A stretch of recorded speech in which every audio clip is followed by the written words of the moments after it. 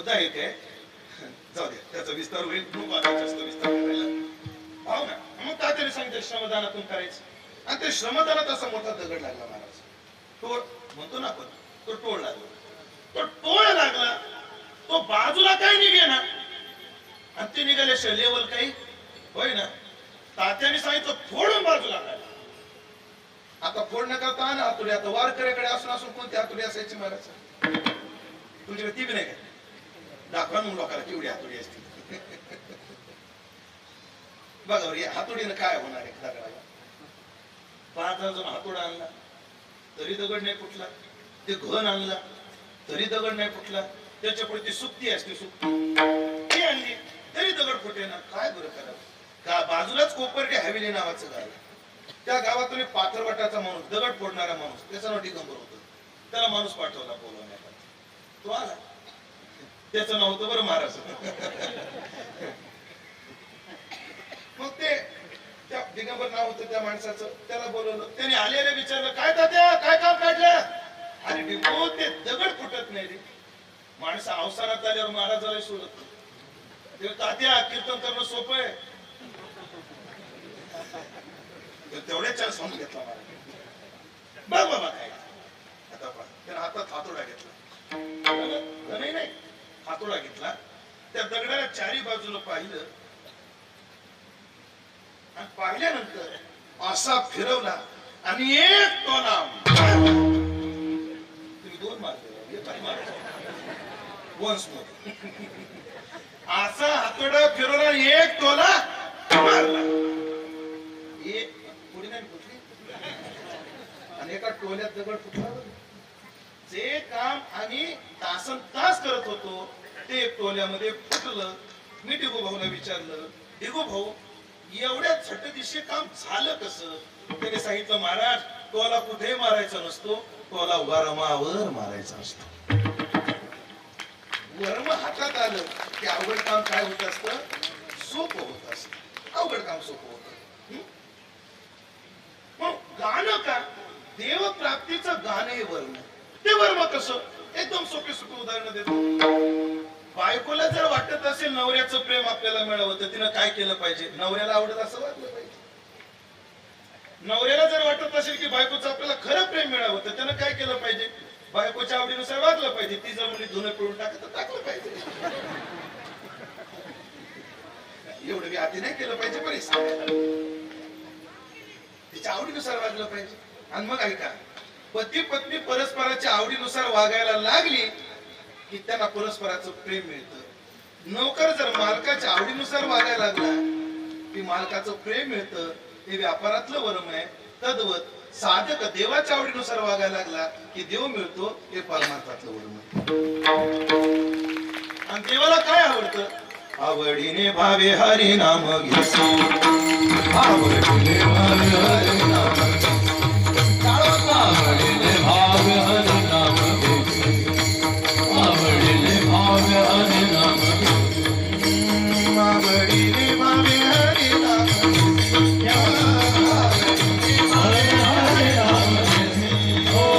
आवडीने भावे हरी नाम घेसी, आवडीने भावे तुझी चिंता त्याची सर्व आहे,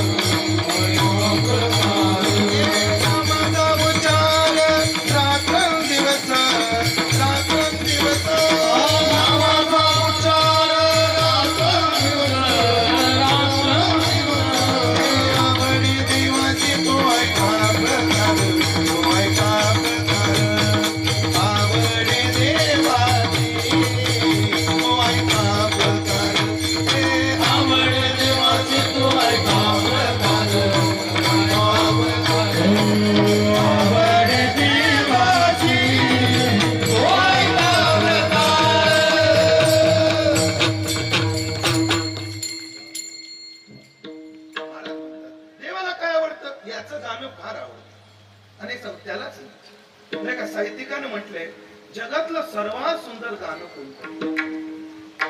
जगातलं सुंदर गाणं कोणतं आहे? काय तात्पर्य उत्तर दिलं, ज्यामध्ये आपली स्तुती केली ते जगातलं सर्वात सुंदर गाणं. ते बेसूर गायलं तरी चालतं, पण कोणाचं पाहिजे? आपल्या वर्णनाचं पाहिजे, जगातलं सुंदर गाणं. पण देवाच्या आवडीचं साधन आहे म्हणून गावे. पण ते कसे गावे? भावनेने गावे. कारण मी एक सांगत असतो, संसार क्रियेला महत्व देतो, परमार्थ भावनेला महत्व देतो. संसारात तुम्ही किती भावनेने केलं याला अर्थ नाही, क्रिया काय केली याला अर्थ. मग पाहुण्याच्या घरी गेलो त्यांची माणुसकी किती होती हे नाही पाहत मी. सध्या माझं बोलण्यात स्त्रिया टार्गेट आहे, महिला टार्गेट आहे या सध्याच्या प्रसंगात. पाहुण्याकडे गेल्यावर त्यांनी किती प्रेमानं आमच्याशी वागले हे बाया पाहत नाही. साडी कशी नेसवली हे पाहत, साडी कशी नेसवली. आणि बायाने सगळा परमार्थ सगळा संसार साडीवर ठेवला. खरं सांगा, कपाट उघडले की अंग पडायला त्याला मावशा महाराज. काही काही जण बायाजवळ कपाट नाहीत, पेट आहेत, त्याचे झाकणच लागत नाही. झाकणं बसवला तर तो कोंडी लागत. तरी पाहुण्याकडे गेला एक असावीच वाटते. आणि एवढ्या हुशार असतात महाराज, कोणत्या पाहुणीने कशी नेसवली हे पक्क डोक्यात ठेव, पक्क डोक्यात ठेव. मग यथा मग प्रपद्यंते संस्था सैव भजाम्य. एवढ्या पक्क्या या सूत्राला. आमच्या 3 गावात एक बहीण आहे, ती तुमच्याच गावात दिलेली. आणि ती आमच्या भावासोबत करुली म्हणून गेली. आता गेल्यानंतर साड्या 3 प्रकार ऐकून घ्या ब्रह्मचार्यातून. साडीचा पहिला प्रकार घेऊन येतली साडी. साडीचा दुसरा प्रकार आहे वापरायची साडी. आणि साडीचा तिसरा प्रकार आहे खो खो साडी. खो खो साडी माहिती? खो खो खेळ माहिती का?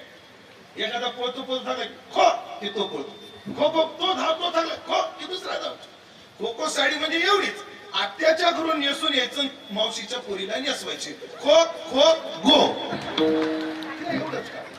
ती कधीच वापरात येत नाही.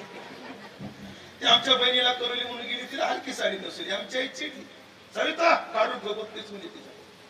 आणि ती साडी 2 वर्ष आमच्या आईने घरात जपून ठेवली. आधार कार्ड 3दा हरवली. 2 वर्ष घाडी साडी घरामध्ये जपून ठेवली. नंतर आमची बहिणी बाळणपणाला गेली, तिच्या आईने तिचं बाळणपण केलं, साडी द्यावं लागते ना. आमच्या ती साडी तिला नेसवली खो. आता ती बी काय कच्च्या गुरुची चेली नाही, तिनं साडी तशीच कडी घालून ठेवली. काही दिवसापूर्वी आमच्या बहिणीची वास्तू शांती झाली. तिच्या सासूला तिनं तीच साडी नेसवली खो.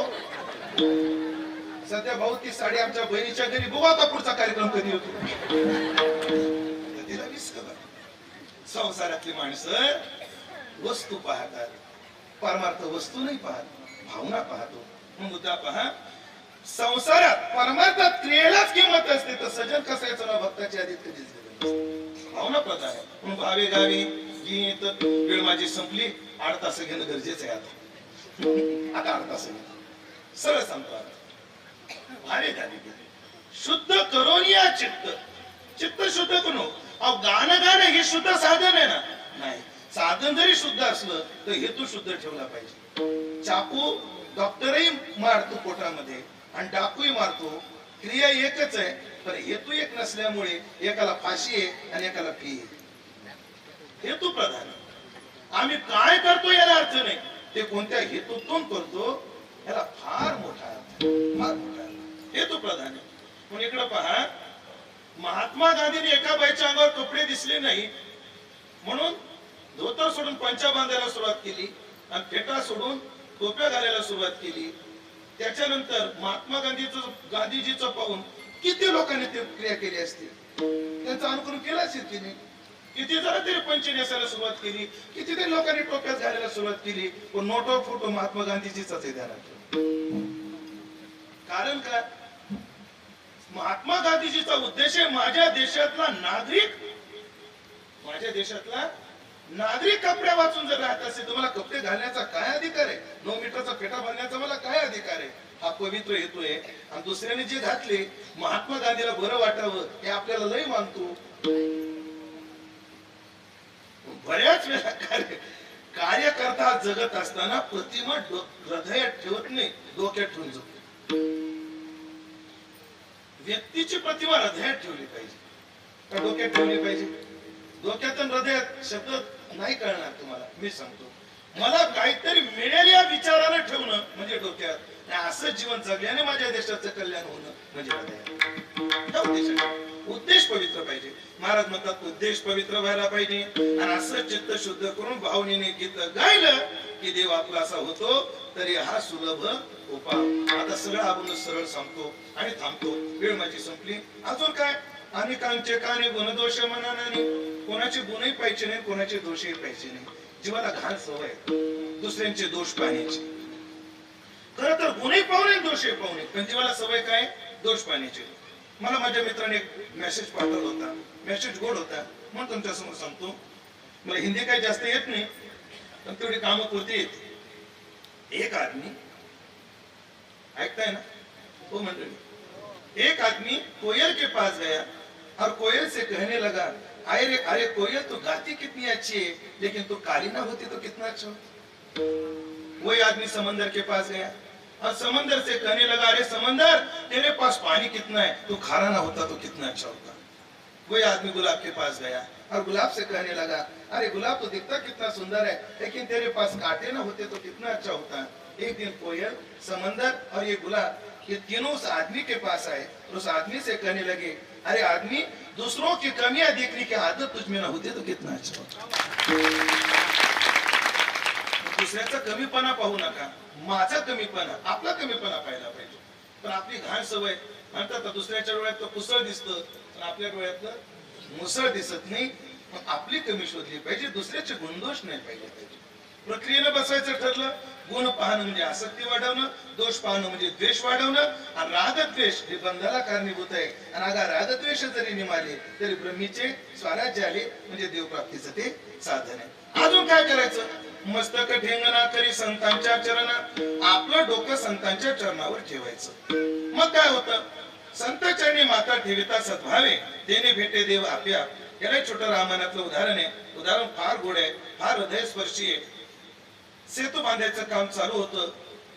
जो तो वानर आपल्या हातात बसेल झेपेल एवढा दगड त्या टाकत होतं, आणि ते खारुताई होती. खारुताई माहिती ना तुम्हाला? उगाशी 5-7 फुटाची असते. केवढी असते बाळा खारुताई? अगदी छोटी असते. तिला आपण काय म्हणतो? ताई. आपण काय काय प्राण्याशी नाते जोडले. खारूला आम्ही ताई म्हणतो, मांजरीला आम्ही मावशी म्हणतो, पण बोक्याला मामा का म्हणत नाही? हा मला पडलेला प्रश्न आहे. म्हणायला पाहिजे मामाला बोक्याला का म्हणू? बोक्याला काय म्हणायला पाहिजे? त्या खारूला आम्ही ताई म्हणतो. ती हातात बसेल एवढा दगड उचलायची, त्या समुद्रात टाकायची. रामप्रभूचं लक्ष गेलं, काय छोटा जीव आहे पण काय माझ्यावर प्रेम आहे. आणि नजर इकडे तिकडे गेली आणि ती खारुताई चिरचिर रडायला लागली. का रडली म्हणून रामप्रभूनं पाहिलं तर ती बेशुद्ध पडली होती. खारुताईला हातावर रामप्रभूने घेतलं, थोडं पाणी पाजलं, थोडं शिंपडलं. खारुताई शुद्धीवर आली. आणि शुद्धीवर आल्यानंतर खारुताईला विचारलं, सांग खारुताई तुझी अवस्था कोणी केली? ती म्हणू लागली, प्रभू मी माझ्या कामात गर्क होते, कोणीतरी माझ्या शिफ्टीवर पाय दिला. सांग खारुताई कोणी दिलं? ज्याने दिले त्याला शिक्षा करतो. खारुताई म्हणजे हनुमंताने.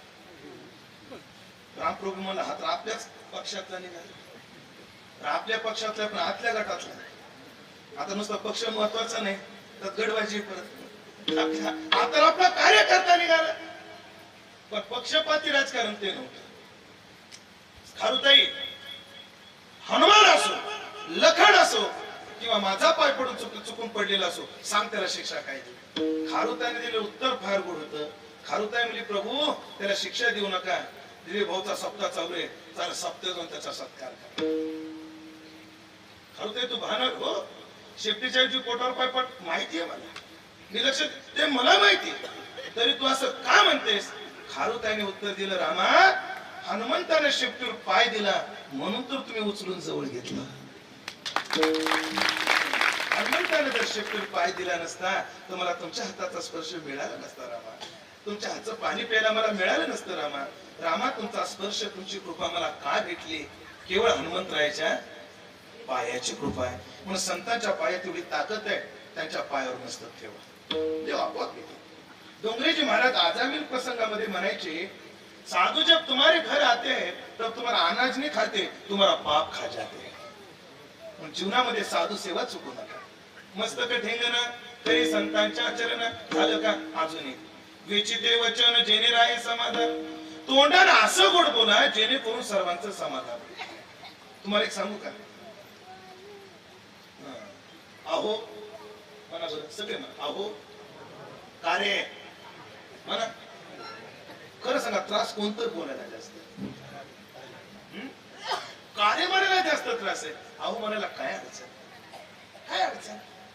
पण जगात तीच माणसं यशस्वी, त्यांची वाणी गोड. राजकारण वजा करून एक उदाहरण सांगितलं चालेल तुम्हाला? तर तुम्ही वजा कराल ना तेवढं. मी नागपूरला गेलो होतो. नागपूरला एक फेटे बांधणारा माणूस आहे, फेटे बांधणारा. त्याचं नाव राम काका आहे. त्यांनी मग त्याच्या घरात मला शरद पवारांचा फोटो दिसला. मी कोण्या पक्षाचा नाही, पकड डोक्यात आधी ठेवा. शरद पवारांचा फोटो. म्हणलं हा फोटो कस काय? हाच फारच गोड माणूस आहे. म्हणलं कशावर? मला घटना सांगतो महाराज. 15 वर्षापूर्वी पवार साहेब इथे आले होते. मी त्यांना फेटा बांधला. तेव्हा फेटा बांधण्याच्या आधी संयोजकांनी पुकार होतं, राम काका साहेबांना फेटा बांधा. आणि फेटा बांधला 15 वर्षापूर्वी. त्यानंतर पवार साहेब 15 वर्षांना आले. आम्ही जेव्हा फेटा बांधायला गेलो, संयोजकांनी नाव पुकारलं नव्हतं. ते मला म्हणले, राम काका बरं चाललंय ना? माझं पूर्ण लक्षात आलंय ना. म्हणून वाणीत काय असायला पाहिजे? गोड वाचायला पाहिजे. जाऊ द्या, तुम्हाला हे माणूस राष्ट्रवादीचा दिसतो. भाजपातले एक उदाहरण सांगतो, म्हणजे प्रीतम फाट. काय उदाहरण आहे का? वाणी गोड असली की माणूस काय करू शकतो? जग जिंकू शकतो. उदाहरण काय? जसं आपकी बार तुम्हाला पाठ आहे, तसं 15 वर्षापूर्वी दृश्य होते या महाराष्ट्र देशात. आपकी बार अटल सरकार. अटल बिहारी वाजपेयी यांच्या चरित्रात एक प्रसंग. अटल बिहारी वाजपेयी बिहारमध्ये प्रचार सभेला गेले आणि एवढी मोठी प्रचार सभा झाली न भूतो न भविष्यती. आणि अर्थातच विरोधकाच्या पोटात दुखणं साहजिक आहे. अटल बिहारी वाजपेयींची सभा गाजल्यानंतर दुसऱ्या दिवशी लालू प्रसाद यादव यांनी टीका केली होती अटलजींवर. हमार बिहार में तोहार का काम है? टीका काय केली? हमार बिहार में तोहार का काम है? त्याचं उत्तर अटल बिहारी वाजपेयी दुसऱ्या दिवशी दिलं. अटल बिहारी वाजपेयी म्हणले, जब हम कल बिहार गए तब हमारे भाई लालू जी ने हमसे पूछा कि हमारे बिहार में तोहार का काम है, लेकिन मेरे भाई लालू जी से मैं कहना चाहता हूँ, लालू जी आप केवल बिहारी हो, हम अटल बिहारी है. याला म्हणतात वाणीचा गोडवा. ज्याची वाणी गोड आहे ना, त्याला जग आपलंच होतं. आणि ज्याला जग आपलंच होतं त्याला देव आपलासा होतो. म्हणून वेचिते वचन जेणे राहे समाधान. झालं का महाराज? हो. अजून एक साधन आहे, पण आता ते कोणीतरी थोड़ा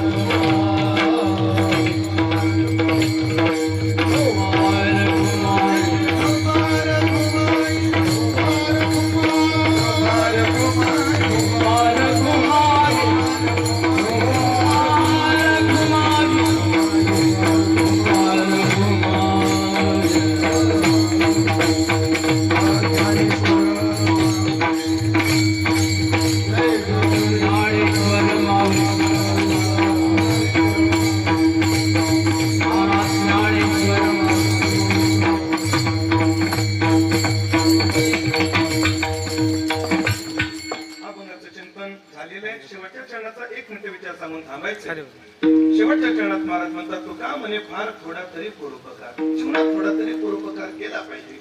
परोपकार हे देव प्राप्तीचं साधन आहे. ते कसं आहे, फार दुरान्वयाची प्रक्रिया आहे. पण एक सांगतो, जेव्हा जीवन परोपकार करतं तेव्हा त्याची आसक्ती कमी होत असते. कल्पना करा, माझ्याकडे 10 उपकरणे आले. हनुमान महाराज म्हणजे महाराज मला तुमचे एक उपकरण पाहिजे, मी त्यांना दिलं. माझ्याकडे किती राहिले? अजून केशव महाराज आले, त्यांनी एक मागितली, खाली किती राहिले? एक काशीनाथ बोला दिली. मजा की एक दिगंबर बोला देऊ, बरोबर पाहिजे काय का? तुम्हाला एक देऊन टाकलं. चला, खाली किती राहिले? 5. महाराजांना एक दिलं, किती राहिले? पकवायचे एवढेच राहिले वाटतं.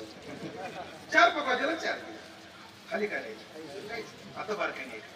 जेव्हा 10 उपरण्यातलं एक उपकरण मी देतो, जेव्हा माझी आसक्ती 10 उपरण्यावर असते, आणि त्याच्यातलं जेव्हा मी 1 देतो, माझी आसक्ती 9 वर येते. जेव्हा मी त्याच्यातले 4 देतो, आसक्ती 5 वर येते. जेव्हा मी त्याच्यातले 4 देतो, तेव्हा आसक्ती 1 वर येते. आणि जेव्हा मी ते एकही देतो, आसक्तीला काही शिल्लक राहत नाही. आणि पूर्ण मी वावशिष्यते हा सिद्धांत आहे. आत्मवृत्ती आत्मस्वरूपावर स्थित होते. म्हणून परोपकार केला पाहिजे. छोटे शेतकरी आहात बहुसंख्य, शेतीमध्ये आपल्या विहीर असते.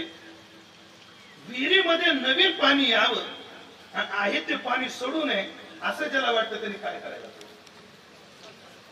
पाणी उपसलं पाहिजे.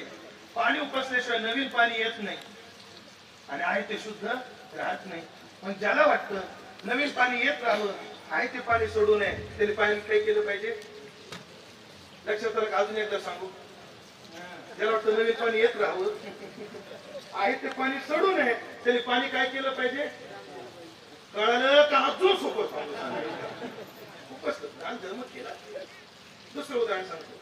आपण 4 चाकी गाडी जेव्हा हवा चेक करायला नेतो, तेव्हा कधी कधी प्रवासात हवा कमी होते, कधी कधी जास्त होते. जर टायर मध्ये हवा 25% अपेक्षित आहे आणि हवा जर 20% असेल तर आपण काय करतो? 5% भरतो. आणि हवा जर 25% अपेक्षित आहे आणि हवा मळ पहा, छगन घड्याळीतच बघत राहिला किती वाजले, अडचणीत आलं. ज्यांना लक्षात आलं त्यांना धन्यवाद, ज्यांना नाही आलं त्यांच्या चलो दंड होते माझा. हवा जास्त झाली की टायर फुटत असतो. हवा मापात ठेवायची असते, त्याचा दान धर्म करायचा असतो. चांगलं सूर्यकाताई पुणेकरांची तारीख घ्यायची. ज्या दिवशी तुम्ही हसते त्या दिवशी सूर्यकाताई तुम्हाला माहितीच वाटतं. मग साधू संत सांगतात आपल्या द्रव्याचा उपयोग योग्य ठिकाणी करावा. त्याच अनुषंगाने परोपकार हे देवप्राप्तीचं साधन आहे. जीवनात परोपकार करत जावा. म्हणून त्याच अनुषंगाने पुण्यश्लोक मातोश्रीने आळंदी या क्षेत्रामध्ये हा उत्सव करण्याचा संकल्प केला. आणि दिलीप भाऊने आपल्या आईचा संकल्प बंधू आणि पिता यांच्या स्मृतीला तेवत ठेवण्याकरता आणि आईचा संकल्प पूर्ण करण्याकरता आदरणीय वैराग्यमूर्ती तडसे महाराज यांच्या भागवत कथेने, त्यांच्या मार्गदर्शनाने, सर्व गुणीजन मंडळीच्या सहकार्याने, परिसरातील भाविकांच्या उपस्थिती आदी करून या सहकार्याने या भव्य देव उत्सवाचं आयोजन केलं. त्यामध्ये आहुती टाकण्याचं मला भाग्य मिळालं. म्हणून आम्ही असं ऐकलंय की कोणीतरी एका राजाने बायको करता ताजमहल बांधला. कोणीतरी एका भीमाने आपल्या बायको करता स्वर्गातून काहीतरी आणलं वाटतं. कोणी आपल्या पत्नी करता काही केलं, कोणी आपल्या पत्नी करता काही केलं. पण आमच्या दिलीप भाऊनं आपली आई करता एवढा मोठा सप्ताह केलाय गाण्याचा. म्हणून एक सांगतो, आई हे दैवत आहे. कायम आपण चिंतन ऐकत असाल. फक्त मी ओवीतून सांगतो, सकळ तीर्थाची धुरी जी एका माता पित्रे. काल सोपान महाराजांनी तुम्हाला त्याबद्दल काही गोष्टी सांगितल्या असतील. पण आईचं प्रेम हे काय असतं? सकळ तीर्थाची धुरी जी एका माता पित्रे.